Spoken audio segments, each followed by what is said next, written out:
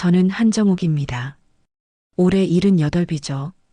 서울 외곽 낡은 단독주택에서 아들 박도현, 며느리 윤미선, 그리고 손녀 이하나와 함께 삽니다. 남편은 10년 전에 먼저 갔어요. 그 뒤로 이 집은 제가 지켜왔죠. 요즘 들어 며느리 미선이가 부쩍 다정해졌습니다. 아침마다 따뜻한 차를 가져다 주더군요. 어머니, 이거 드세요. 몸에 좋은 거예요. 웃으며 건네는 찻잔을 받아들 때마다 저는 고맙다는 말을 했습니다. 미선아, 고맙다. 어머니, 뭐려? 당연한 거죠. 며느리는 늘 그렇게 웃었어요. 하지만 그 웃음 뒤에 뭔가 다른 게 숨어 있다는 걸 저는 그때 몰랐습니다. 어느 날 오후였어요. 거실에서 텔레비전을 보고 있는데 미선이가 다가왔습니다.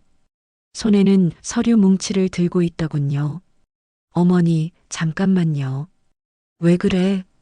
요새 건강보험 하나 들어두시는 게 좋을 것 같아서요. 저는 고개를 갸웃했습니다.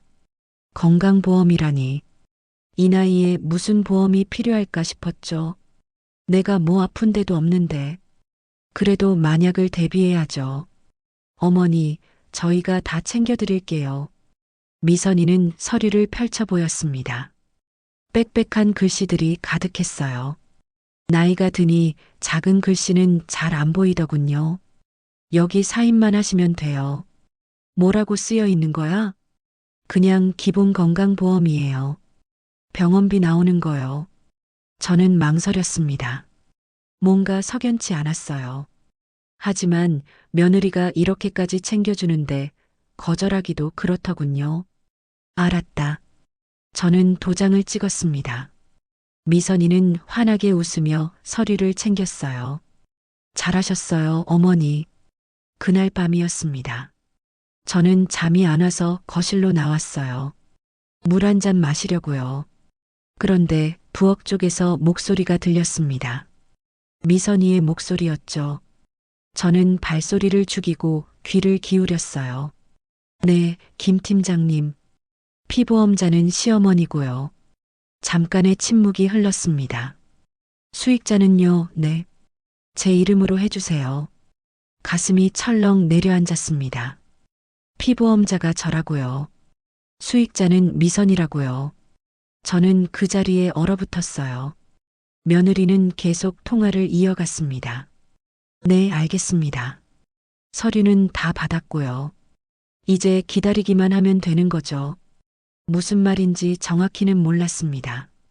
하지만 뭔가 잘못되었다는 느낌이 들었어요. 등골이 서늘했죠. 저는 조용히 방으로 돌아왔습니다. 침대에 누워서도 잠이 오지 않았어요. 머릿속으로 계속 그 통화 내용이 맴돌았습니다. 피보험자, 수익자, 대체 무슨 뜻일까요? 다음 날 아침입니다. 미선이는 언제 그랬냐는 듯 밝은 얼굴로 아침을 차렸어요. 어머니, 식사하세요. 고맙다. 저는 밥을 먹으면서도 며느리의 얼굴을 유심히 봤습니다. 평소와 다름없는 미소였죠. 하지만 어젯밤의 그 목소리가 자꾸 떠올랐어요. 어머니, 왜 그러세요? 입맛 없으세요? 아니야. 그냥 많이 드세요. 건강하셔야죠. 미선이의 말 한마디 한마디가 이제는 다르게 들렸습니다. 건강하셔야 한다는 말이 왜 이렇게 무겁게 느껴질까요? 며칠이 지났습니다. 미선이는 더욱 부지런해졌어요. 아침마다 영양제를 챙겨주고 식사도 직접 챙겼습니다. 제 방 청소까지 도맡아 했죠. 미선아, 내가 요새 너무 고생하는 거 아니야? 아니에요, 어머니. 제가 해야죠. 효부입니다. 누가 봐도 그렇게 보일 거예요. 동네 사람들도 다 부러워했죠. 정욱 씨, 며느리 잘 두셨어요. 그러게요. 복 받은 거죠. 저도 그렇게 생각하려 했습니다. 어젯밤 들은 통화는 그냥 제가 잘못 들은 거라고요. 나이가 드니까 귀도 어두워진 거라고요. 하지만 밤마다 들려오는 통화 소리는 제 의심을 키웠습니다. 네, 조금만 더요. 곧 될 겁니다. 걱정 마세요. 다 계획대로 가고 있어요. 미선이는 항상 밤에 통화했어요. 거실 구석에서 작은 목소리로요. 제가 자고 있다고 생각하는 모양이었습니다. 저는 자는 척하면서 들었어요. 문틈으로 새어나오는 목소리를 놓치지 않으려고 애썼죠. 어느 날 밤에는 이런 말도 들렸습니다. 보험금만 들어오면 이사할 거예요. 이 낡은 집 벗어날 수 있죠. 보험금이라는 단어가 귓가에 꽂혔습니다. 제가 도장 찍은 그 서류, 그게 바로 보험이었던 거죠. 가슴이 답답했습니다. 저는 손녀 하나를 불렀어요. 하나는 20살입니다. 대학생이죠. 착하고 영리한 아이예요.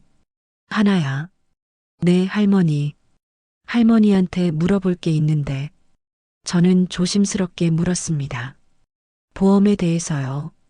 피보험자와 수익자가 뭔지요. 하나는 잠깐 생각하더니 설명해 줬어요. 피보험자는 보험에 가입된 사람이에요. 그리고 수익자는 보험금을 받는 사람이고요. 그럼 만약에 내가 피보험자고 내 엄마가 수익자라면? 하나의 표정이 굳었습니다. 그럼 할머니한테 무슨 일이 생기면 엄마가 보험금을 받는 거예요. 저는 아무 말도 할 수 없었습니다. 하나도 뭔가 이상하다는 걸 눈치챘는지 조용히 물었어요. 할머니, 왜요? 무슨 일 있어요? 아니야. 그냥 궁금해서. 거짓말이었습니다. 제 안에는 커다란 불안이 자라고 있었어요. 며느리 미선이가 저를 위해 보험을 든 게 아니었습니다. 자기를 위해 든 거였어요. 제가 죽으면 돈을 받는 보험. 그걸 제 이름으로, 제 도장으로 만들어 놓은 겁니다. 밤이 깊어갈수록 두려움도 커졌어요. 저는 이불을 뒤집어 쓰고 눈을 감았습니다. 하지만 잠은 오지 않았죠. 며느리의 웃는 얼굴이 자꾸 떠올랐어요. 그 웃음 뒤에 숨겨진 계산, 차가운 욕심, 사람이 이렇게 무서울 수 있구나. 그 생각뿐이었습니다. 며칠 뒤 저는 서랍을 뒤적였어요. 그때 도장 찍었던 서류를 찾아보려고요. 하지만 어디에도 없었습니다. 미선이가 다 가져간 거였죠. 어머니, 뭐 찾으세요? 미선이가 불쑥 방으로 들어왔습니다. 저는 깜짝 놀라 손을 멈췄어요. 아, 아니야. 그냥 서랍 정리해 드릴까요? 아니다. 괜찮아. 미선이는 잠깐 저를 바라보더니 웃으며 나갔습니다. 그 웃음이 예전과는 달라 보였어요. 가식적이고 차갑게 느껴졌죠. 저는 그날부터 며느리를 피하기 시작했습니다. 아침에 내오는 차도 마시지 않았어요. 배가 별로야라고 핑계를 댔죠. 영양제도 거절했습니다.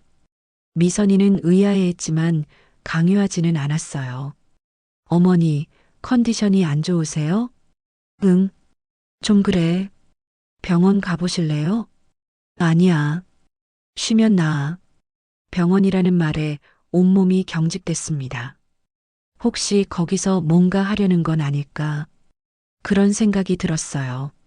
저는 점점 더 조심스러워졌습니다. 혼자 있을 때도 문을 잠갔어요. 밤에는 더욱 예민하게 소리를 들었죠. 그러던 어느 날 밤입니다. 또다시 미선이의 통화 소리가 들렸어요. 이번에는 더 또렷했습니다. 네, 그렇게 하면 되죠. 천천히 눈치채지 못하게. 걱정하지 마세요. 제가 다 알아서 할게요. 보험금 들어오면 바로 연락드릴게요. 저는 이불을 움켜쥐었습니다. 손이 떨렸어요. 천천히 눈치채지 못하게. 대체 무엇을 하겠다는 걸까요? 아침이 밝았을 때 저는 결심했습니다. 이대로는 안 되겠다고요. 뭔가 해야 한다고요. 하지만 어떻게 해야 할지 막막했습니다. 아들 도연에게 말하자니 믿지 않을 것 같았어요. 며느리를 그렇게 사랑하는 사람이니까요. 저는 혼자였습니다. 78배 늙은 여자. 아무도 제 말을 믿어주지 않을 거예요. 그저 노인의 피해망상이라고 치부할 겁니다. 하지만 저는 알고 있었어요. 이건 망상이 아니라고요. 며느리 미선이가 저를 노리고 있다는 걸요. 효부의 탈을 쓴 차가운 욕심을 품은 사람. 그 사실을 저 혼자만 알고 있었습니다. 저는 거울을 봤어요. 주름진 얼굴, 하얀 머리카락. 이제는 누구에게도 힘이 되지 못하는 몸. 그런 제가 어떻게 이 상황을 헤쳐나갈 수 있을까요? 두렵고 외로웠습니다. 하지만 포기할 수는 없었어요. 저는 아직 살고 싶었으니까요. 이 집을, 이 삶을 지키고 싶었으니까요. 며느리의 미소 뒤에 숨은 진실. 그걸 반드시 밝혀내야 했습니다. 시간이 흐를수록 상황은 더 악화될 거예요. 저는 그걸 본능적으로 느꼈습니다. 무언가 큰 일이 벌어지기 전에 저는 움직여야 했어요. 하지만 어디서부터 시작해야 할까요? 그날 밤 저는 또다시 미선이의 통화를 엿들었습니다. 조금만 더 참아요. 곧 끝나니까. 끝난다는 게 뭘까요? 제 인생이 끝난다는 뜻일까요? 등골이 오싹했습니다. 저는 이불 속에서 작게 중얼거렸어요. 나는 죽지 않을 거야.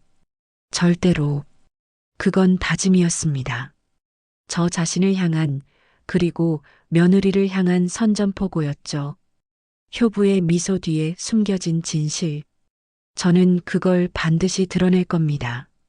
며칠이 지났습니다. 제 몸이 이상해지기 시작한 건 그때부터였어요. 아침에 일어나면 머리가 무겁고 온몸이 납덩이처럼 가라앉는 느낌이 들었죠. 이상하네. 저는 거울을 봤습니다. 얼굴이 창백했어요. 눈꺼풀도 무거웠죠. 손을 들어 올리는 것조차 힘들었습니다. 나이 탓이려니 했어요. 하지만 이런 느낌은 처음이었습니다. 미선이는 여전히 상냥했어요. 어머니, 아침 드세요. 응. 밥상을 받았는데 입맛이 없었습니다. 억지로 몇 숟가락 떴죠. 많이 드셔야 기운 나세요. 알았어. 그리고 미선이는 작은 봉지를 꺼냈습니다. 약이었어요. 이거 드세요. 영양제예요. 이게 뭔데? 몸에 좋은 거예요. 비타민이랑 미네랄 들어있어요. 저는 약을 받아들었습니다. 작은 알약 2개였죠. 라벨이 없었어요. 그냥 투명한 봉지에 담겨 있을 뿐이었습니다. 이거 어디서 샀니? 약국 거예요. 라벨이 없네. 아, 제가 따로 담았어요. 먹기 편하라고요. 석연치 않았습니다. 하지만 거절하면 의심받을 것 같았어요. 저는 물과 함께 약을 삼켰습니다. 쓴맛이 입안에 퍼졌어요. 잘 드셨어요. 하루에 2번 드시면 돼요. 미선이는 웃으며 설거지를 시작했습니다. 저는 그 뒷모습을 멍하니 바라봤죠. 1시간쯤 지났을까요? 갑자기 잠이 쏟아졌습니다. 눈꺼풀이 감기고 정신이 몽롱해졌어요. 거실 소파에 앉아 있다가 그대로 잠들어 버렸죠. 얼마나 잤는지 모르겠습니다. 깨어났을 때는 오후였어요. 시계를 보니 4시간이나 지나 있었습니다. 이상하네. 저는 고개를 저었습니다. 머리가 띵했어요. 입안은 바짝 말라 있었죠. 손녀 하나가 물을 가져다 줬습니다. 할머니, 괜찮으세요? 응. 그냥 좀 졸렸어. 요새 많이 주무시네요. 저도 그렇게 느꼈습니다. 예전엔 이렇게 낮잠을 자지 않았는데 요즘은 자꾸 잠이 왔어요. 그날 저녁에도 미선이는 약을 챙겼습니다. 어머니, 저녁 약이요. 응. 이번에도 똑같은 알약 2개였어요. 저는 물과 함께 삼켰습니다. 그리고 또다시 잠이 쏟아졌죠. 이틀, 사흘이 지났습니다. 몸은 점점 더 무거워졌어요. 걷는 것도 힘들었습니다. 계단을 오르내릴 때는 난간을 꼭 잡아야 했죠. 이게 뭐야? 저는 중얼거렸습니다. 이건 단순히 나이 때문이 아니에요. 뭔가 잘못되고 있었습니다. 하나가 물었어요. 할머니, 병원 가보세요. 아니야. 괜찮아. 안 괜찮아 보이는데요. 저는 고개를 저었습니다. 병원은 가고 싶지 않았어요. 거기서 무슨 일이 벌어질지 모르니까요. 그날 밤 저는 미선이가 챙겨준 약을 유심히 봤습니다. 투명한 봉지 안에 하얀 알약. 정말 영양제일까요? 저는 하나를 불렀어요. 하나야. 네, 할머니. 이 약 좀 봐줄래? 하나는 약을 받아들고 자세히 살폈습니다. 그리고 고개를 갸웃했어요. 이거 뭐예요? 내 엄마가 영양제래. 근데 라벨이 없네요? 그래. 그게 이상하지? 하나의 표정이 굳었습니다. 뭔가 느낀 모양이었어요. 할머니, 이거 어디서 났어요? 내 엄마가 약국에서 샀대. 약국 약이면 라벨이 있어야 하는데. 저도 그렇게 생각했습니다. 약국에서 파는 약은 반드시 라벨이 붙어 있죠. 성분 표시며 복용법이며 다 적혀 있어야 합니다. 엄마한테 물어볼게요. 하나는 거실로 나갔습니다. 저는 조용히 문 뒤에서 들었어요. 엄마, 이거 뭐예요? 뭐가? 할머니 드시는 약이요. 라벨이 없는데요? 미선이의 목소리가 잠깐 머뭇거렸습니다. 아, 그거. 내가 따로 담았어. 먹기 편하라고. 그래도 뭔지는 알아야 하잖아요. 비타민이야. 걱정하지 마. 하나는 더 이상 묻지 않았어요. 하지만 표정이 밝지 않았습니다. 저는 그날 밤부터 약을 먹지 않았습니다. 미선이가 주면 받아는 들었어요. 하지만 몰래 버렸죠.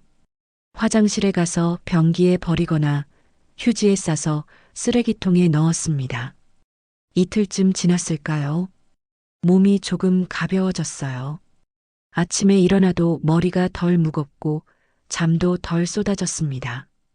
역시 그 약이 문제였어. 저는 확신했습니다. 미선이가 준 약. 그게 제 몸을 이상하게 만든 거예요. 하지만 미선이는 계속 약을 챙겼습니다. 어머니, 약 드셨어요? 응, 먹었어. 요새 안 드시는 것 같은데요? 아니야. 먹고 있어. 미선이는 의심스러운 눈빛으로 저를 봤어요. 저는 태연하게 웃었습니다. 들키면 안 됐으니까요. 그날 밤 저는 또다시 미선이의 통화를 들었습니다. 왜 안 듣는 거예요? 누군가와 통화하는 소리였어요. 분명히 매일 먹이고 있는데 효과가 없어요. 양을 늘려야 하나요? 제 심장이 쿵쿵 뛰었습니다. 무슨 말인지 너무 명확했어요. 약을 먹이고 있다는 것, 효과가 나타나지 않는다는 것. 미선이는 저를 약으로 무너뜨리려 하고 있었습니다. 다음 날 아침입니다. 미선이는 평소보다 더 많은 약을 가져왔어요. 3개였습니다. 어머니, 오늘은 이거 드세요. 왜 이렇게 많아? 요새 컨디션이 안 좋으시잖아요. 좀 더 드셔야 해요. 저는 약을 받아들었습니다. 떨리는 손으로요. 미선이는 물컵을 내밀었어요. 자, 드세요. 응. 저는 약을 입에 넣는 척 했습니다. 하지만 실제로는 혀 밑에 숨겼어요. 물을 마시고 삼키는 신용을 했죠. 다 드셨어요? 응. 입 벌려보세요. 깜짝 놀랐습니다. 미선이가 제 입을 확인하려 했어요. 왜? 제대로 드셨나 봐야죠. 저는 입을 벌릴 수밖에 없었습니다. 하지만 그 사이 약을 볼 안쪽으로 밀어놨죠. 미선이는 잠깐 들여다보더니 고개를 끄덕였어요. 잘 드셨네요. 미선이가 나가자마자 저는 약을 뱉어냈습니다. 휴지에 싸서 주머니에 넣었어요. 나중에 확인해 볼 생각이었습니다. 하나에게 그 약을 보여줬어요. 이거 좀 봐줄래? 하나는 약을 손에 들고 냄새를 맡았습니다. 이상한데요? 비타민 냄새가 아니에요. 그럼 뭐 같아? 잘 모르겠어요. 근데 할머니, 이거 계속 드시면 안 될 것 같아요. 저도 그렇게 생각했습니다. 이 약은 위험했어요. 며칠 뒤였습니다. 미선이는 제가 약을 안 먹는다는 걸 눈치챈 모양이었어요. 태도가 달라졌습니다. 어머니, 약 안 드시죠? 아니야. 먹고 있어. 거짓말하지 마세요. 제가 다 알아요. 미선이의 목소리가 차가웠습니다. 저는 움찔했어요. 왜 안 드시는 거예요? 그냥 필요 없을 것 같아서. 필요 없긴요. 어머니 건강을 위한 건데. 저는 대꾸하지 않았습니다. 미선이는 한숨을 쉬더니 나갔어요. 그날 밤 통화 소리가 들렸습니다. 안 먹어요. 눈치챈 것 같아요. 어떻게 해야 하죠? 다른 방법을 찾아야 해요. 빨리요. 저는 이불을 뒤집어 썼습니다. 온몸이 떨렸어요. 다른 방법이라니. 대체 무슨 방법일까요? 두려움이 밀려왔습니다. 저는 혼자였어요. 누구에게도 말할 수 없었습니다. 아들 도연은 며느리만 믿었고 손녀 하나는 아직 어렸어요. 저는 속수무책이었습니다. 그날 이후로 미선이의 태도는 더 노골적으로 변했어요. 웃음이 사라졌습니다. 저를 대하는 말투도 차가워졌죠. 어머니, 식사하세요. 응, 많이 드세요. 예전처럼 다정하지 않았어요. 의무적으로 말하는 것처럼 들렸습니다. 저는 점점 더 위축됐습니다. 이 집 안에서 저는 표적이 되어 있었어요. 며느리의 시선, 며느리의 계획. 그 속에서 저는 서서히 무너져가고 있었습니다. 하지만 포기할 수는 없었어요. 저는 아직 싸울 힘이 남아 있었습니다. 증거를 모아야 했어요. 그 약이 무엇인지, 미선이가 무엇을 꾸미는지 밝혀내야 했습니다. 손녀 하나가 유일한 희망이었어요. 하나야. 내 할머니. 내 엄마 조심해야 할 것 같아. 하나는 잠깐 망설이더니 고개를 끄덕였습니다. 저도 느꼈어요. 뭔가 이상해요. 녹음 좀 해줄래? 내 엄마 통화하는 거. 네. 할머니 부탁이야. 하나는 조용히 고개를 끄덕였습니다. 그날 밤부터 하나는 미선이의 통화를 녹음하기 시작했어요. 작은 녹음기를 거실 구석에 숨겨뒀죠. 며칠 뒤 하나가 녹음 파일을 가져왔습니다. 할머니, 들어보세요. 저는 귀를 기울였습니다. 미선이의 목소리가 또렷하게 들렸어요. 조금만 더 버티면 돼요. 보험금 들어오면 바로 이사할 거예요. 시어머니 문제만 해결되면 다 끝나는 거잖아요. 걱정하지 마세요. 제가 알아서 할게요. 녹음은 거기서 끝났습니다. 저는 말문이 막혔어요. 시어머니 문제라니. 저를 문제라고 부르다니. 하나의 얼굴도 창백했습니다. 할머니, 이거. 응, 증거야. 저는 녹음기를 꽉 쥐었습니다. 이제 더 이상 혼자가 아니었어요. 하나가 함께 있었으니까요. 우리는 계획을 짜기 시작했습니다. 어떻게 미선이의 계획을 막을지, 어떻게 증거를 더 모을지. 어지러운 날들이었습니다. 하지만 이제 희망이 보이기 시작했어요. 저는 절대 포기하지 않을 겁니다. 그날 아침은 화창했습니다. 저는 장을 보러 나가기로 했어요. 집에만 있으면 답답했거든요. 미선이의 시선을 피하고 싶기도 했고요. 나 시장 갔다 올게. 어머니, 제가 같이 갈까요? 아니야. 혼자 갈 수 있어. 미선이는 잠깐 저를 바라보더니 고개를 끄덕였어요. 조심하세요. 저는 가방을 들고 집을 나섰습니다. 오랜만에 밖에 나오니 기분이 좀 나아졌어요. 햇살이 따뜻했습니다. 시장까지는 걸어서 10분 거리예요. 천천히 걸었죠. 요즘 몸이 예전 같지 않아서 빨리 걷기가 힘들었거든요. 시장에 도착했습니다. 사람들이 분주하게 오갔어요. 생선 파는 아주머니, 채소 파는 할머니, 익숙한 얼굴들이었죠. 정옥 씨, 오랜만이네요. 그러게요. 요새 집에만 있었어요. 안색이 안 좋은데 괜찮아요? 네, 괜찮아요. 하지만 괜찮지 않았습니다. 걷는 게 힘들었어요. 다리에 힘이 없었죠. 저는 채소를 몇 개 샀습니다.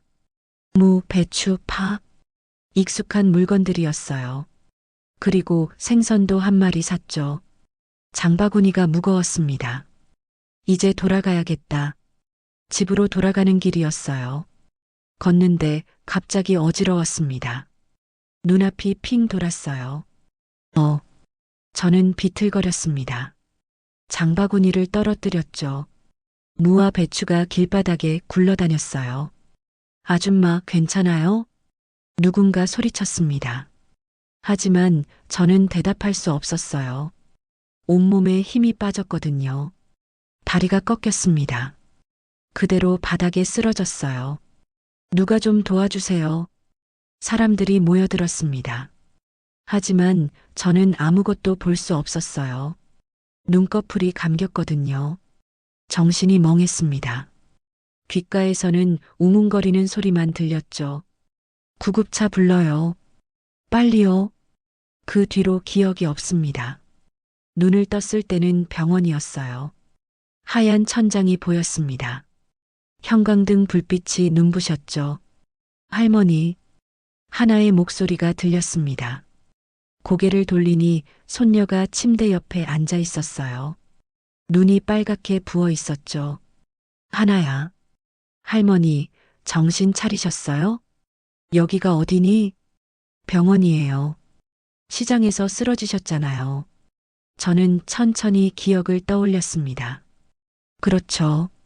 장을 보다가 쓰러졌어요. 엄마는요? 밖에 계세요. 의사 선생님이랑 얘기하고 계셔요. 잠시 후 의사가 들어왔습니다. 중년의 남자 의사였어요. 한정욱 환자분이시죠? 네. 혈압이 많이 낮았습니다.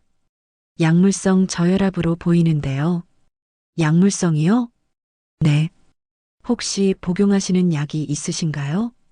저는 입을 다물었습니다. 약이요. 미선이가 준 그 약들 말인가요? 어떤 약인지 가져오실 수 있나요? 성분을 확인해 봐야 해요. 네. 알겠습니다. 의사가 나가고 미선이가 들어왔습니다. 어머니, 괜찮으세요? 응. 깜짝 놀랐어요.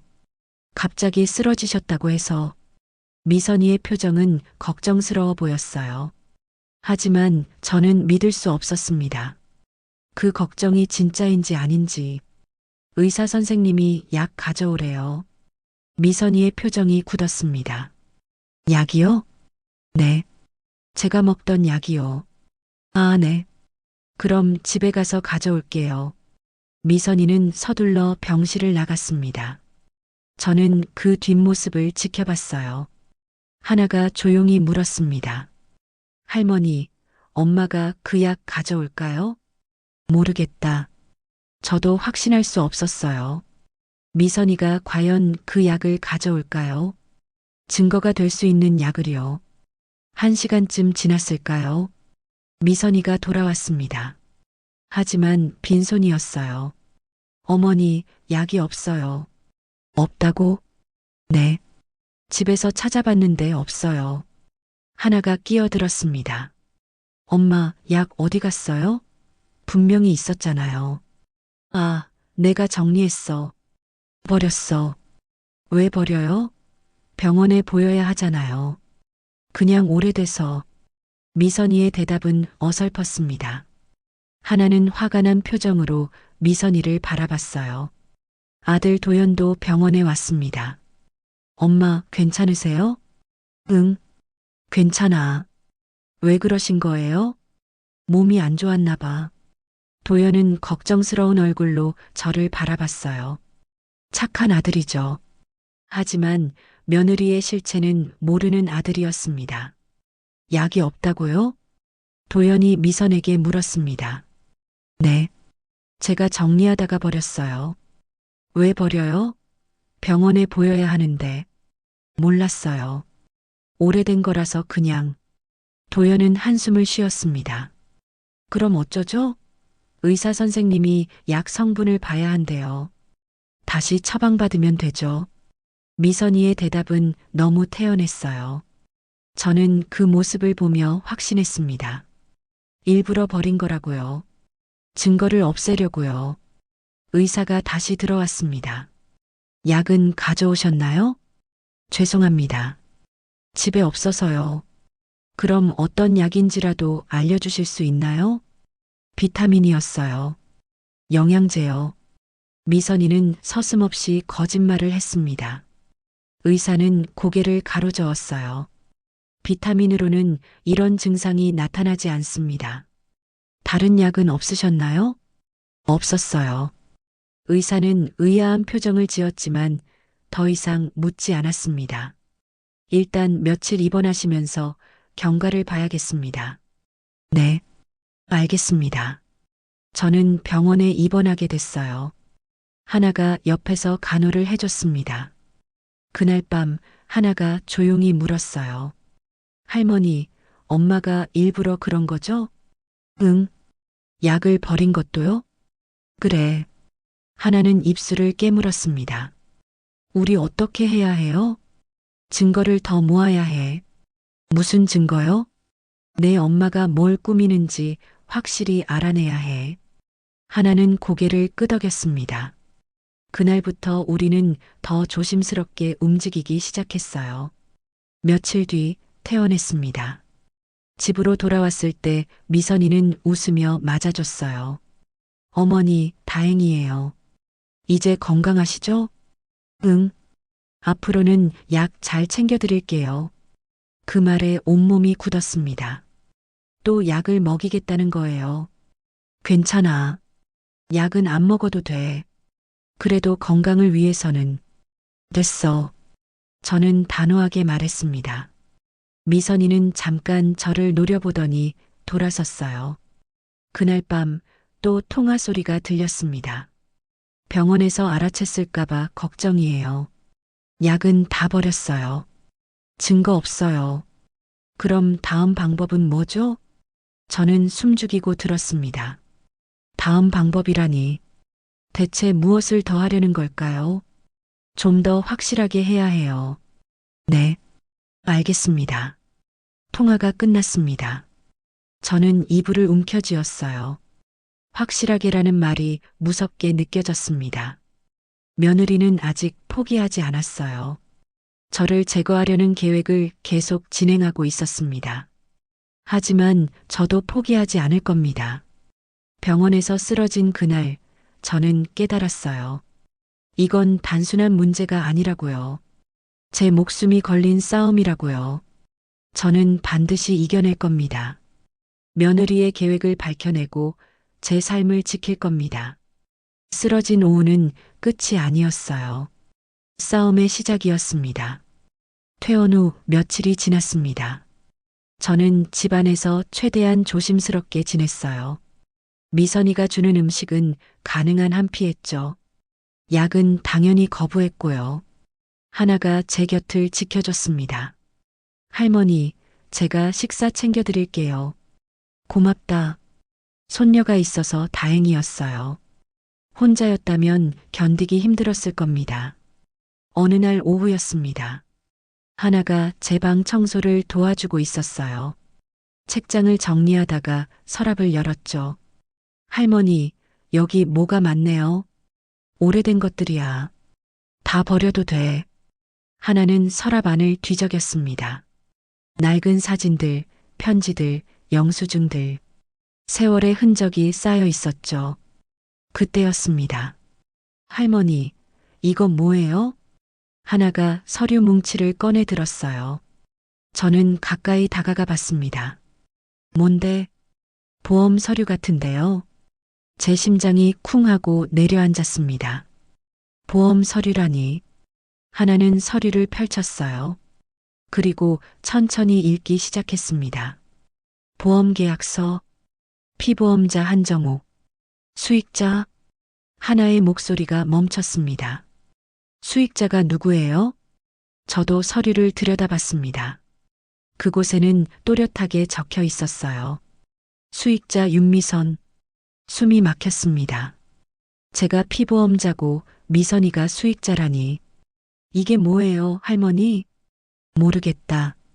저는 서류를 떨리는 손으로 받아들었습니다. 계약 날짜를 봤어요. 석 달 전이었습니다. 제가 도장을 찍었던 그날이었죠. 할머니, 이거 할머니가 서명하신 거예요? 응. 근데 내용은 몰랐어. 하나는 서류를 더 자세히 살펴봤습니다. 보험금이 5천만 원이에요. 뭐? 네. 할머니한테 무슨 일이 생기면 엄마가 5천만 원을 받는데요. 저는 말문이 막혔습니다. 5천만 원이라니. 그 돈을 위해 미선이가 저를. 할머니, 이거 이상해요. 왜 수익자가 엄마예요? 나도 몰라. 건강보험이라고 했는데. 건강보험이 아니라 생명보험이에요. 하나의 말에 등골이 서늘해졌습니다. 생명보험. 죽어야 돈이 나오는 보험이죠. 그럼 내 엄마가 할머니를 죽이려고 한 거예요.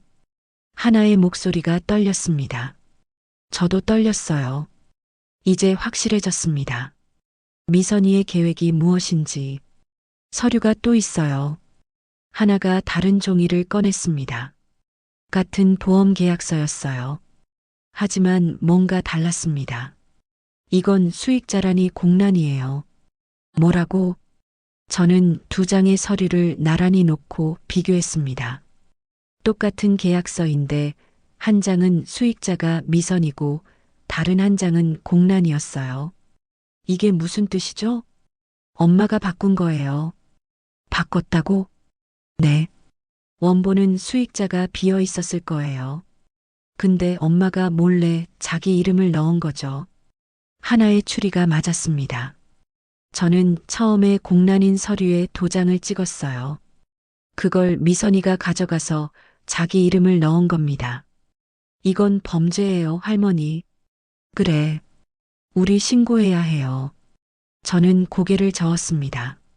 아직은 안 돼. 왜요? 증거가 더 필요해. 서류만으로는 부족했어요. 미선이가 발뺌할 수 있었죠. 더 확실한 증거가 필요했습니다. 그날 밤 저는 두 장의 서류를 다시 살펴봤습니다. 도장 부분을 자세히 봤어요. 미묘하게 달랐습니다. 한쪽은 선명했고 다른 쪽은 조금 흐릿했죠. 복사한 거구나. 미선이는 제 도장을 복사해서 찍은 겁니다.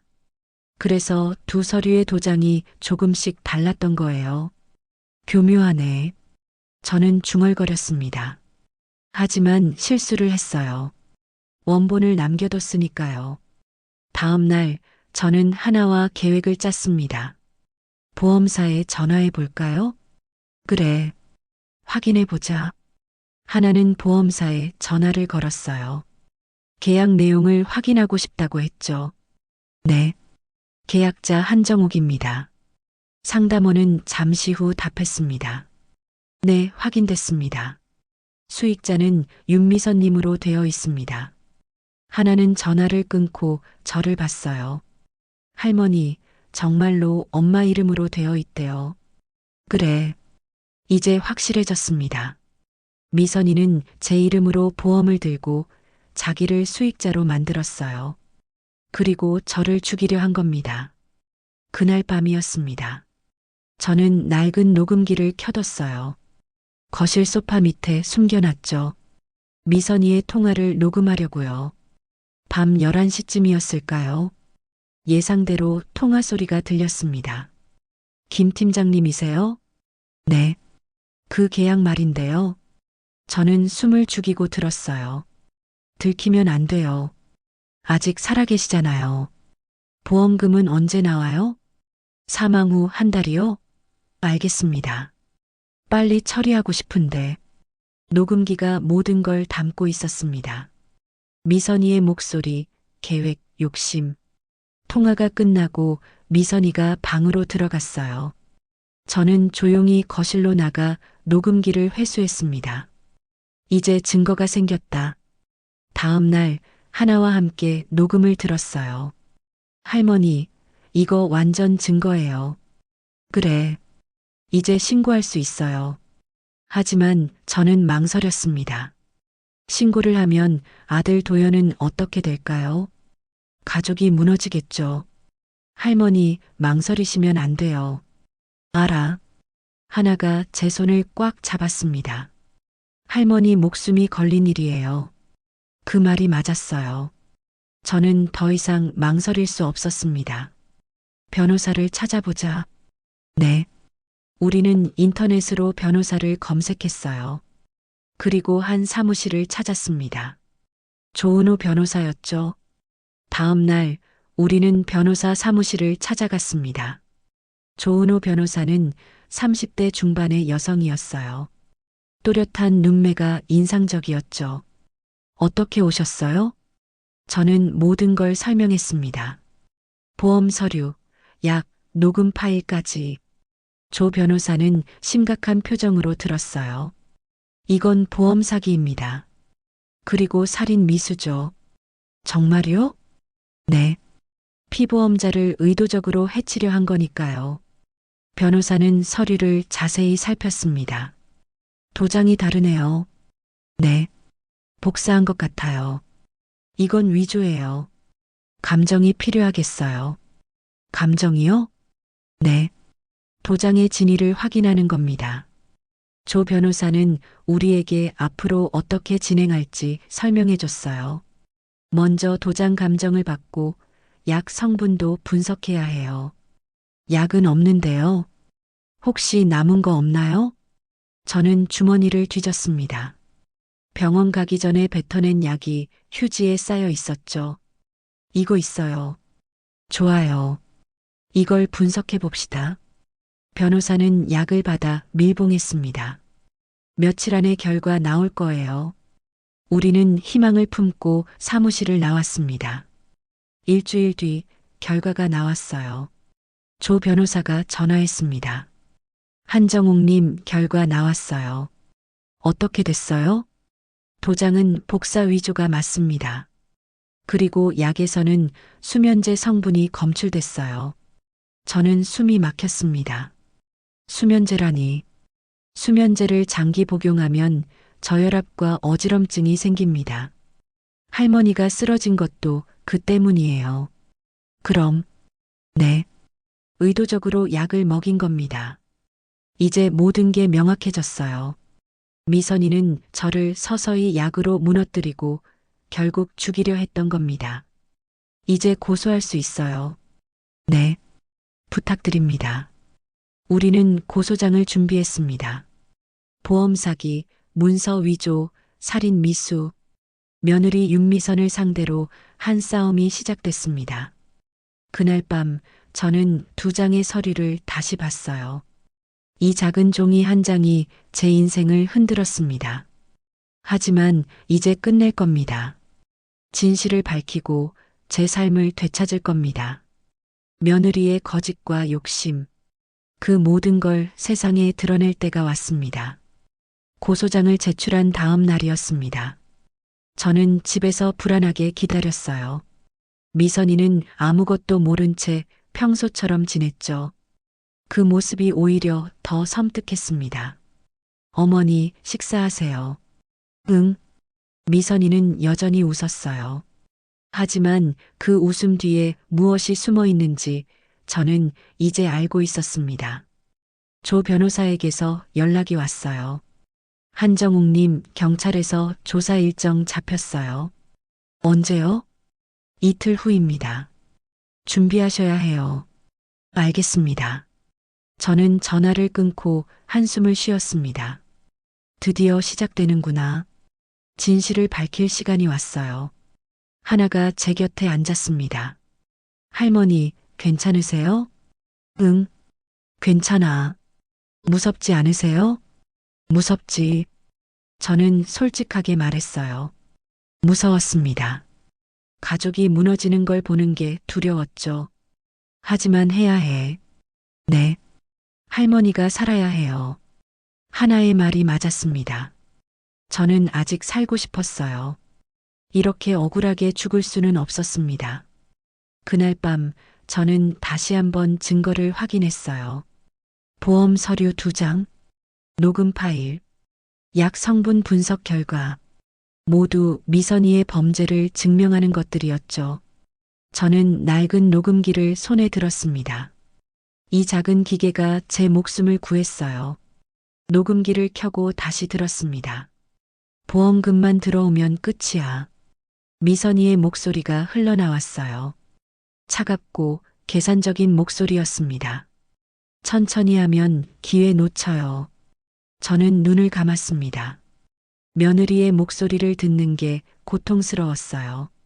한때는 제가 사랑했던 사람이었는데 시어머니 문제만 해결되면 다 끝나는 거잖아요. 문제라니. 저를 문제라고 불렀어요. 사람의 입에서 나오는 말이 칼이 될 수 있다는 걸 이제야 깨달았습니다. 다음 날 아침입니다. 저는 용기를 내서 아들 도연을 불렀어요. 도연아? 네, 엄마. 너한테 할 말이 있어. 도연은 의아한 표정으로 저를 봤습니다. 제 목소리가 심각했거든요. 무슨 일이세요? 저는 망설였습니다. 어떻게 말해야 할까요? 내 아내가 날 죽이려 했다고 어떻게 말할 수 있을까요? 나중에 얘기할게. 엄마, 왜 그러세요? 무슨 일 있어요? 아니야. 괜찮아. 결국 말하지 못했습니다. 차마 입이 떨어지지 않았어요. 하나가 제 손을 잡았어요. 할머니, 말씀하셔야 해요. 알아. 근데 아빠도 알아야 해요. 하나가 맞았습니다. 도연도 진실을 알아야 했어요. 하지만 그게 얼마나 힘든 일인지. 이틀 후 경찰서에 갔습니다. 조 변호사가 함께 했어요. 하나도 동행했죠. 긴장하지 마세요. 사실대로만 말씀하시면 돼요. 네. 경찰관 앞에 앉았습니다. 중년의 남자 경찰이었어요. 한정욱 님이시죠? 네. 진술 시작하겠습니다. 며느리 윤미선 씨가 보험 사기와 살인 미수를 저질렀다고 고소하셨는데 맞습니까? 네. 맞습니다. 자세히 설명해 주세요. 저는 처음부터 끝까지 설명했습니다. 보험 계약서에 도장을 찍은 일, 미선이가 준 약, 시장에서 쓰러진 일, 녹음한 통화 내용까지. 경찰관은 꼼꼼히 기록했어요. 증거가 있습니까? 조 변호사가 서류 뭉치를 내밀었습니다. 여기 보험 계약서 2장입니다. 하나는 원본이고 하나는 위조된 겁니다. 도장 감정 결과도 있습니다. 약 성분 분석 결과도 여기 있어요. 경찰관은 서류를 천천히 살폈습니다. 녹음 파일도 있다고요? 네. 여기 있습니다. 하나가 녹음기를 내밀었어요. 경찰관은 이어폰을 꽂고 들었습니다. 잠시 후 경찰관은 고개를 끄덕였어요. 충분한 증거입니다. 피고인을 소환하겠습니다. 감사합니다. 우리는 경찰서를 나왔습니다. 첫 단추를 끼운 기분이었어요. 이제 시작이에요, 할머니. 응, 알아. 며칠 후 미선이가 경찰서에 소환됐습니다. 저는 집에서 기다렸어요. 미선이가 어떤 반응을 보일지 궁금했습니다. 저녁 무렵 미선이가 돌아왔어요. 얼굴이 창백했습니다. 눈은 충혈돼 있었죠. 어머니, 미선이가 제 앞에 섰습니다. 목소리가 떨렸어요. 왜 그러셨어요? 뭐가? 경찰에 신고하셨잖아요. 저는 침착하게 대답했습니다. 사실을 말했을 뿐이야. 사실이라니요? 저는 아무것도 안 했어요. 너 보험 들었잖아. 내 이름으로. 미선이의 표정이 굳었습니다. 그건 수익자를 너로 바꿨지. 내가 죽으면 돈 받으려고. 아니에요. 미선이가 소리쳤습니다. 하지만 목소리에 확신이 없었어요. 약도 먹였잖아. 수면제를. 그건 영양제였어요. 분석 결과 나왔어. 수면제 성분이 나왔다고. 미선이는 말문이 막혔습니다. 얼굴이 하얗게 질렸어요. 어머니, 오해예요. 오해가 아니야. 내 목소리 녹음도 있어. 녹음이요? 응. 내가 밤마다 통화하던 거 다 녹음했어. 미선이는 비틀거렸습니다. 소파에 주저앉았어요. 어머니, 제발. 뭘 제발. 용서해 주세요. 갑자기 태도가 바뀌었습니다. 저는 차갑게 바라봤어요.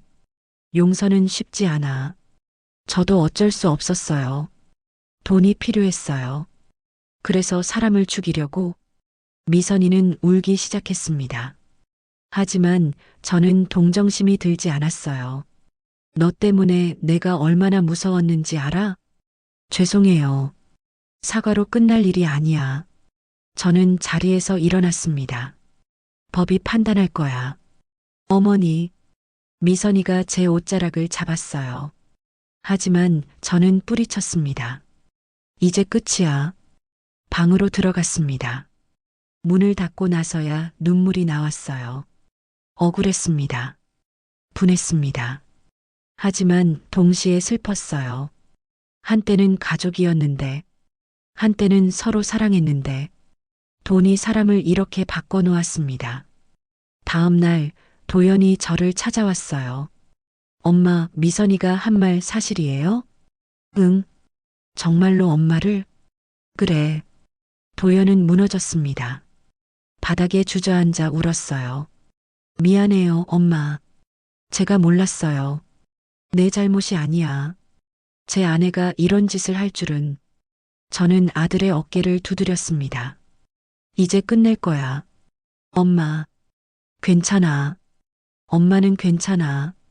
하지만 괜찮지 않았어요. 마음이 무너져 내렸습니다. 며칠 후 검찰에서 연락이 왔습니다. 기소하기로 결정했습니다. 조 변호사가 말했어요. 재판이 시작되는 거예요. 네. 준비하셔야 해요. 법정에서 증언하셔야 합니다. 저는 고개를 끄덕였습니다. 두렵지만 해야 했어요. 진실을 밝히는 건 제 몫이었습니다. 그날 밤 저는 녹음기를 다시 들었어요. 미선이의 목소리가 흘러나왔습니다. 보험금만 들어오면 이사할 거예요. 이 한마디가 모든 걸 증명했습니다. 욕심이 사람을 얼마나 무섭게 만드는지 저는 녹음기를 꽉 쥐었습니다. 이제 세상이 알게 될 거야. 며느리의 범죄를, 그 차가운 욕심을, 녹음기와 함께 드러난 진실. 이제 법정에서 모든 걸 밝힐 때가 왔습니다. 저는 준비됐어요. 두렵지만 해내야 했습니다. 제 삶을 지키기 위해서, 그리고 다시는 이런 일이 생기지 않도록. 진실은 언제나 드러나게 마련이니까요. 재판 준비는 생각보다 복잡했습니다. 조 변호사는 매일 저와 만나 진술을 연습시켰어요. 법정에서 어떻게 말해야 하는지, 어떤 질문이 나올지 알려줬죠. 할머님, 긴장하시면 안 돼요. 알아요. 근데 떨리네요. 당연히 떨리죠. 하지만 사실만 말하면 돼요. 저는 고개를 끄덕였습니다. 하나도 증인으로 나서기로 했어요. 녹음을 한 것도 하나였고, 약을 발견한 것도 하나였으니까요. 할머니, 제가 도와드릴게요. 고맙다. 손녀가 있어서 다행이었습니다. 혼자였다면 견디지 못했을 거예요. 며칠 후 보험회사에서도 연락이 왔습니다. 한정욱님, 저희도 조사를 진행하고 있습니다. 보험회사 조사팀이 집으로 왔어요. 2명의 직원이었죠. 계약 과정에 문제가 있었다고 들었습니다. 네. 제가 서명한 계약서와 실제 계약서가 달라요. 원본을 보여주실 수 있나요? 저는 2장의 서류를 내밀었습니다. 조사원은 자세히 살폈어요. 수익자란이 다르네요. 네. 하나는 공란이고 하나는 며느리 이름이 적혀 있어요. 이건 명백한 계약 위조입니다. 조사원은 사진을 찍고 기록했습니다. 저희 회사에서도 고소를 진행하겠습니다. 보험 사기니까요. 감사합니다. 이제 저뿐만 아니라 보험회사까지 미선이를 고소한 겁니다. 증거가 하나씩 쌓여갔어요. 다음 날 약 성분을 분석했던 기관에서도 연락이 왔습니다. 한정욱님께 드린 약에 대한 추가 분석 결과입니다. 어떻게 나왔어요? 일반적인 수면제가 아니라 강한 진정제 성분이 섞여 있었습니다. 진정제요? 네. 장기간 복용하면 심각한 저혈압과 의식장애를 일으킬 수 있어요. 등골이 서늘했습니다. 의식장애라니 죽을 수도 있다는 거예요? 과다 복용하면 그럴 수 있습니다. 저는 숨이 막혔어요. 미선이는 정말로 저를 죽이려 했던 겁니다. 이 약은 처방전 없이 구할 수 없는 겁니다. 불법으로 구한 거죠. 알겠습니다. 또 하나의 증거가 생겼습니다. 미선이는 불법 약물까지 구해서 저를 해치려 했어요. 조 변호사에게 이 사실을 알렸습니다. 좋은 증거예요. 이걸로 살인 미수를 입증할 수 있어요. 정말요? 네. 불법 약물을 장기간 먹여 해를 입히려 했으니까요. 저는 안도했습니다. 진실이 점점 드러나고 있었어요. 한편 미선이가 연락했던 보험 설계사 김석진도 소환됐습니다. 김석진은 40대 남자였어요. 보험회사 직원이었죠. 경찰 조사에서 그는 모든 걸 자백했습니다. 윤미선 씨가 부탁했어요. 계약서를 바꿔달라고. 어떻게 바꿨습니까? 수익자를 윤미선 씨 이름으로 넣었어요. 원래는 공란이었는데 알고 있었습니까? 피보험자가 시어머니라는 걸? 네, 알고 있었습니다. 그런데도 했습니까? 윤미선 씨가 돈을 줬어요. 200만 원. 김석진의 진술은 결정적이었습니다. 미선이가 돈을 주고 계약서를 위조했다는 증거였죠. 조 변호사가 말했어요. 이제 확실해졌어요. 공모 관계까지 입증됐습니다. 다행이네요. 김석진도 같이 기소될 겁니다. 저는 한숨을 쉬었습니다. 진실이 하나씩 밝혀지고 있었어요. 며칠 후 첫 재판 날짜가 잡혔습니다. 한 달 뒤였어요. 저는 그 한 달을 준비하며 보냈습니다. 하지만 집 안 분위기는 무겁기만 했어요. 도연은 매일 침울한 얼굴로 지냈습니다. 아내가 저지른 일을 받아들이기 힘들었던 거죠. 엄마, 정말 죄송해요. 내 잘못이 아니야. 제가 미선이를 제대로 못 봤어요. 이제 끝날 거야. 도연은 고개를 떨궜습니다. 그의 고통도 이해했어요. 하지만 어쩔 수 없었습니다. 미선이는 집에 있었지만 저와 마주치지 않았어요. 방에만 틀어박혀 있었죠. 가끔 우는 소리가 들렸습니다. 하지만 저는 동정하지 않았어요. 그날 밤 하나가 제 방에 왔습니다. 할머니, 엄마가 저한테 부탁했어요. 뭐라고? 할머니한테 용서를 구하래요. 그래서 저는 거절했어요. 하나의 얼굴은 단호했습니다. 엄마가 한 짓은 용서받을 수 없어요. 고맙다. 저는 하나의 손을 잡았습니다. 내가 있어서 다행이야. 할머니가 제 전부예요. 하나의 말에 눈물이 났습니다. 이 아이만큼은 제 편이었어요. 재판일이 다가왔습니다.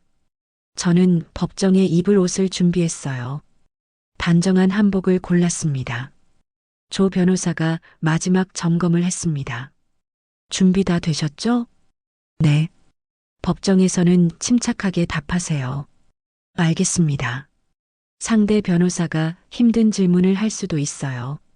괜찮아요. 저는 각오가 돼 있었습니다. 어떤 질문이든 답할 수 있었어요. 재판 전날 밤입니다. 저는 잠을 이룰 수 없었어요. 내일이면 법정에 서야 했습니다. 두렵기도 했지만 동시에 홀가분했어요. 드디어 진실을 말할 수 있으니까요. 창밖을 봤습니다. 달이 밝았어요. 내일이면 끝나겠지. 중얼거렸습니다. 긴 싸움이 이제 막바지에 다다랐습니다. 증거는 충분했어요. 진실은 명백했죠. 이제 법이 판단할 차례였습니다. 저는 침대에 누워 눈을 감았어요. 마음을 가라앉히려 애썼습니다. 내일은 큰 날이에요. 제 인생에서 가장 중요한 날 중 하나가 될 거예요. 며느리 미선이와의 마지막 대결. 법정에서 모든 진실이 밝혀질 겁니다. 저는 준비됐습니다. 폭로의 시작. 이제 세상이 알게 될 거예요. 욕심이 사람을 어떻게 망치는지, 그리고 진실은 결국 드러난다는 것을. 아침이 오면 저는 법정에 설 겁니다. 떨리지만 당당하게, 두렵지만 확신을 가지고 제 목소리로 진실을 말할 겁니다. 드디어 그날이 왔습니다. 아침 일찍 일어났어요. 잠을 설쳤지만 정신은 또렷했습니다. 거울을 봤어요. 78살의 얼굴이 그곳에 있었죠. 주름진 얼굴이었지만 눈빛만큼은 흐려지지 않았습니다. 오늘이다. 중얼거리고 한복을 입었어요. 손이 조금 떨렸습니다. 하나가 방문을 두드렸습니다. 할머니, 준비되셨어요? 응, 다 됐어. 가시죠. 우리는 집을 나섰어요. 조 변호사가 차를 보내줬습니다. 법원까지 가는 길. 창밖 풍경이 스쳐 지나갔어요. 익숙한 거리였지만 오늘따라 낯설게 느껴졌습니다. 할머니, 긴장되시죠? 당연하지. 잘하실 거예요. 하나가 제 손을 꽉 잡았습니다. 따뜻했어요. 법원에 도착했습니다. 큰 건물이었어요. 여러 사람이 오갔죠. 저는 처음 와보는 곳이었습니다. 조 변호사가 입구에서 기다리고 있었어요. 한정옥님 오셨군요. 네. 준비 다 되셨죠? 네. 됐어요. 안으로 들어가시죠. 법정 앞 복도에는 이미 사람들이 있었습니다. 도연도 와 있었어요. 얼굴이 창백했죠. 엄마. 응. 죄송해요. 도연은 또 사과했습니다. 저는 고개를 저었어요. 괜찮아. 미선이도 보였습니다. 변호사와 함께 앉아 있었어요. 저와 눈이 마주쳤지만 미선이는 고개를 돌렸습니다. 창백한 얼굴, 초췌한 모습, 한때 며느리였던 사람이었죠. 잠시 후 문이 열렸습니다. 입장하세요. 우리는 법정 안으로 들어갔습니다. 생각보다 넓었어요. 앞쪽에는 판사석이 있었고 양옆으로 원고석과 피고석이 있었죠. 저는 원고석에 앉았습니다. 미선이는 피고석에 앉았어요. 판사가 들어왔습니다. 일어나세요. 모두 일어섰습니다. 판사는 50대쯤 되어 보이는 남자였어요. 엄숙한 얼굴이었죠. 앉으세요. 판사가 서류를 펼쳤습니다. 사건 번호 2025고단 3280. 피고인 윤미선에 대한 보험 사기 및 살인 미수 사건입니다. 목소리가 법정에 울렸어요. 제 심장이 쿵쿵 뛰었습니다. 피고인, 이름과 주민등록번호 말하세요. 미선이가 일어났습니다. 윤미선입니다. 목소리가 작았어요. 떨리는 게 보였습니다. 판사는 기소 내용을 읽었습니다. 피고인은 시어머니 한정옥을 피보험자로 하는 생명보험에 가입하면서 수익자를 자신으로 변경했으며 이후 피해자에게 수면제를 장기 투여하여 사망에 이르게 하려 했습니다. 법정이 조용했어요. 모두가 숨죽이고 들었습니다. 검사 측 입장을 들어보겠습니다. 검사가 일어났습니다. 30대 여성 검사였어요. 피고인은 금전적 이익을 위해 계획적으로 범행을 저질렀습니다. 보험 계약서를 위조하고 불법 약물을 구해 피해자에게 투여했습니다. 이는 명백한 살인 미수입니다. 검사의 목소리는 단호했습니다. 증거를 제시하겠습니다. 화면에 보험 계약서가 떴어요. 두 장이 나란히 놓여 있었습니다. 왼쪽은 피해자가 서명한 원본입니다. 수익자란이 공란입니다. 오른쪽은 실제 제출된 계약서로 수익자가 피고인으로 되어 있습니다. 판사가 서류를 살폈습니다. 도장 감정 결과는 원본과 위조본의 도장이 다릅니다. 복사 후 찍은 것으로 확인됐습니다. 계속하세요. 검사는 다음 증거를 제시했습니다. 피고인이 피해자에게 투여한 약물의 성분 분석 결과입니다. 화면에 분석표가 떴어요. 수면제와 진정제 성분이 검출됐습니다. 이는 처방전 없이 구할 수 없는 약물입니다. 피고인이 어떻게 구했습니까? 공범 김석진을 통해 불법으로 구입했습니다. 김석진도 피고인석에 앉아 있었어요. 고개를 숙이고 있었죠. 검사는 마지막 증거를 제시했습니다. 피고인의 육성이 담긴 녹음 파일입니다. 스피커에서 목소리가 흘러나왔습니다. 보험금만 들어오면 이사할 거예요. 미선이의 목소리였어요. 법정 안에 울렸습니다. 시어머니 문제만 해결되면 다 끝나는 거잖아요. 사람들이 웅성거렸습니다. 판사가 망치를 두드렸어요. 정숙. 법정이 다시 조용해졌습니다. 피고인 측 변호인, 입장 말하세요. 미선이의 변호사가 일어났습니다. 40대 남자 변호사였어요. 피고인은 살인 의도가 없었습니다. 단지 시어머니의 건강을 챙기려 했을 뿐입니다. 그럼 약물 투여는 영양제로 알고 줬습니다. 증거는 피고인의 진술이 증거입니다. 검사가 반박했습니다. 녹음 파일에서 명백한 살해 의도가 드러납니다. 그건 단순한 대화일 뿐입니다. 보험금을 언급하며 시어머니를 문제라고 불렀습니다. 말의 행간을 과대 해석하는 겁니다. 양측의 공방이 이어졌습니다. 저는 가만히 앉아서 들었어요. 판사가 말했습니다. 피해자 한정옥 씨, 증인석으로 나오세요. 제 차례였습니다. 저는 일어나 증인석으로 걸어갔어요. 다리가 조금 떨렸습니다. 선서를 했습니다. 양심에 따라 숨김없이 사실대로 말하며 만일 거짓이 있으면 위증의 벌을 받기로 맹세합니다. 증인 앉으세요. 저는 앉았습니다. 판사를 바라봤어요.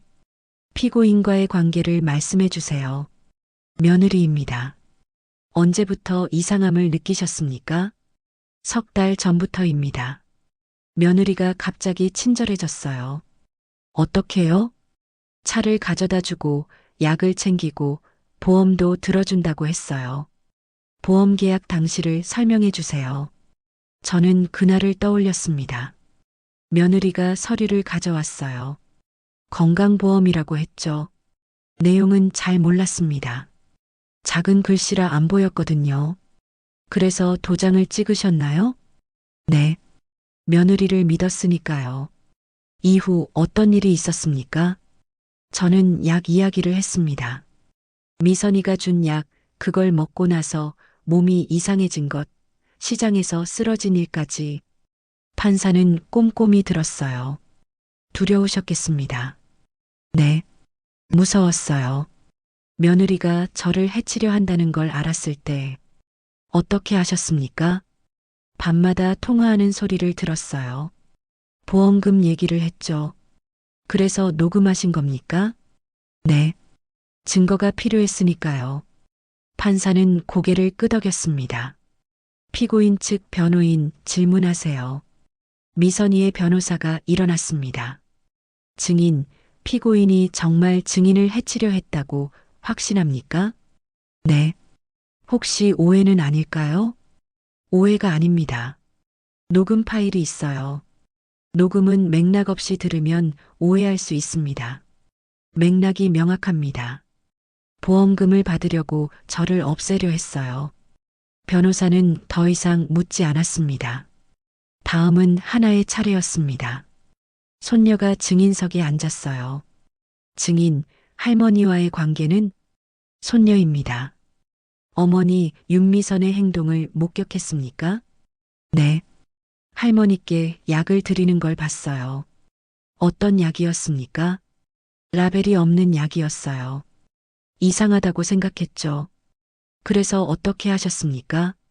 어머니 통화를 녹음했습니다. 왜 그러셨습니까? 할머니를 지키고 싶었어요. 하나의 목소리는 떨렸지만 단호했습니다. 마지막으로 미선이가 증인석에 섰습니다. 피고인, 죄를 인정합니까? 미선이는 고개를 숙였습니다. 저는 목소리가 작았어요. 저는 그럴 생각이 없었어요. 그럼 보험은 왜 들었습니까? 만약을 위해서. 만약이요? 시어머니가 돌아가시면 장례비라도 나오게요. 수익자를 본인으로 한 이유는 실수였어요. 실수라고요? 네. 잘못 썼어요. 거짓말이었습니다. 판사도 알았을 거예요. 약은 왜 드렸습니까? 건강을 위해서였어요. 수면제 성분이 나왔는데요. 몰랐어요. 약국에서 산 거예요. 처방전은 없었어요. 불법 구매 아닙니까? 미선이는 대답하지 못했습니다. 재판은 1시간 더 이어졌습니다. 증거 제시, 증인 신문, 변론까지 모든 과정이 진행됐어요. 마지막으로 판사가 말했습니다. 양측 최후 진술하세요. 검사가 일어났습니다. 피고인의 범행은 계획적이고 악질적입니다. 엄벌을 요청합니다. 미선이의 변호사도 일어났습니다. 피고인은 뉘우치고 있습니다. 관용을 바랍니다. 판사는 서류를 정리했습니다. 판결은 2주 후 선고하겠습니다. 패정, 망치 소리가 울렸습니다. 재판이 끝났어요. 저는 자리에서 일어났습니다. 몸이 후들거렸어요. 긴장이 풀리면서 힘이 빠졌죠. 할머니, 하나가 달려와 저를 부축했습니다. 다 끝났어요. 잘하셨어요. 응. 저는 고개를 끄덕였습니다. 법정을 나서면서 미선이를 봤어요. 눈물을 흘리고 있었습니다. 하지만 저는 돌아보지 않았어요. 이제 끝났습니다. 진실은 모두 밝혀졌어요.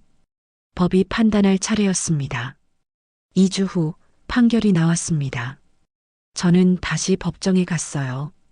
이번에는 마음이 조금 가벼웠습니다. 판사가 판결문을 읽기 시작했어요. 피고인 윤미선은 보험 사기 및 살인 미수 혐의로 징역 5년을 선고한다.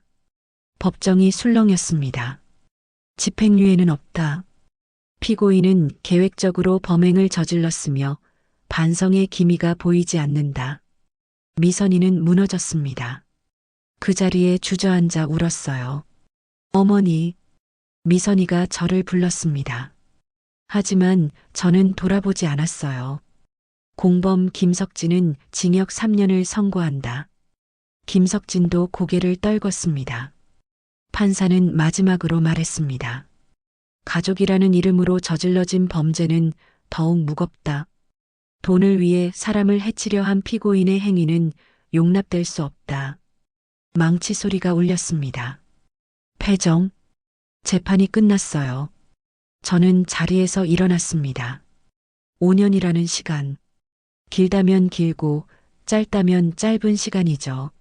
하지만 미선이에게는 지옥 같은 시간이 될 거예요. 밖으로 나왔습니다. 도연이 저를 기다리고 있었어요. 엄마. 응. 죄송해요.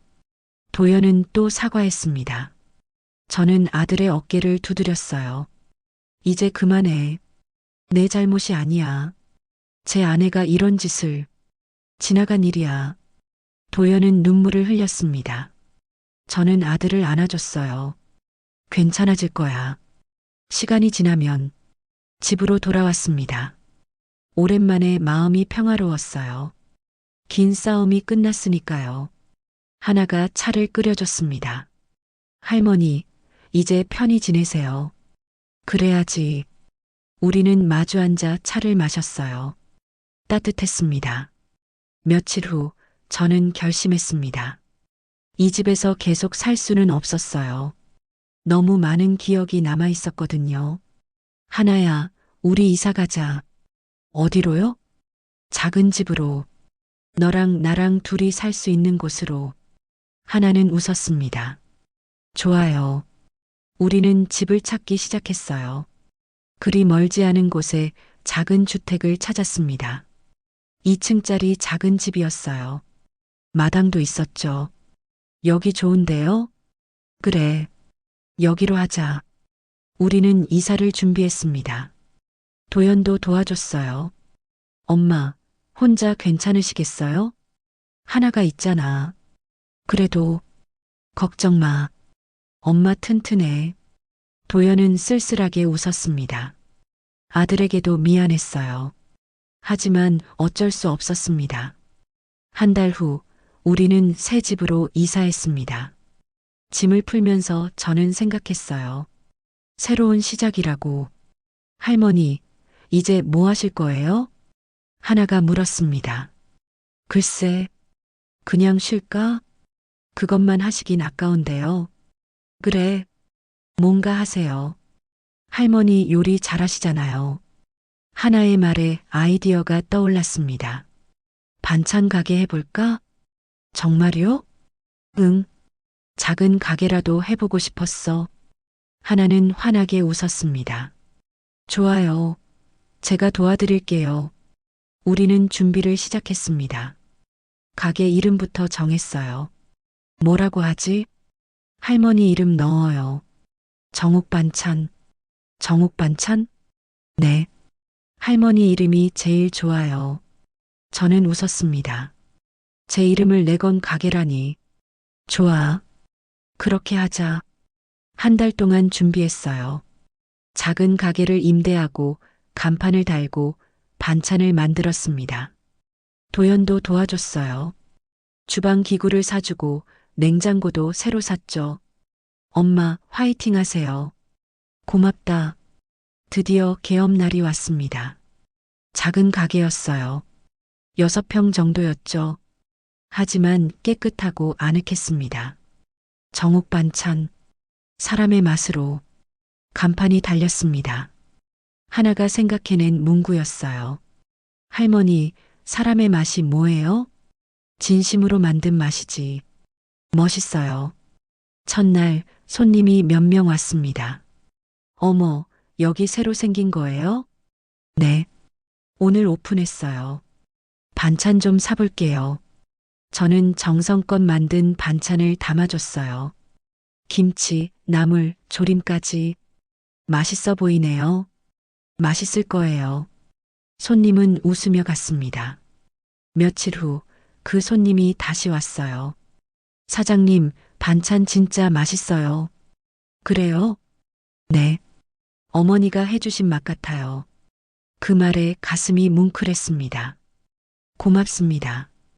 다음에 또 올게요. 소문이 퍼졌습니다. 정옥반찬 맛있다고요.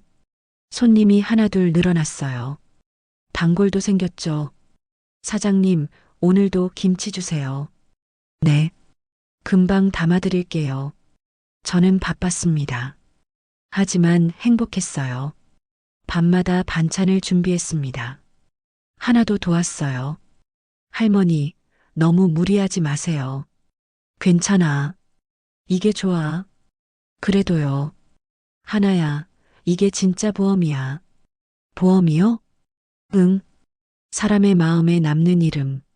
그게 진짜 보험이지. 하나는 고개를 끄덕였습니다. 몇 달이 지났습니다.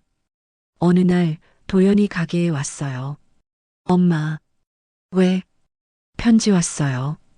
미선이한테서. 저는 편지를 받았습니다. 교정시설에서 온 거였어요. 조심스럽게 열었습니다. 어머니께. 이제야 알았어요. 사람의 생명엔 값이 없다는 걸. 제가 너무 욕심이 많았어요. 돈이 전부인 줄 알았습니다.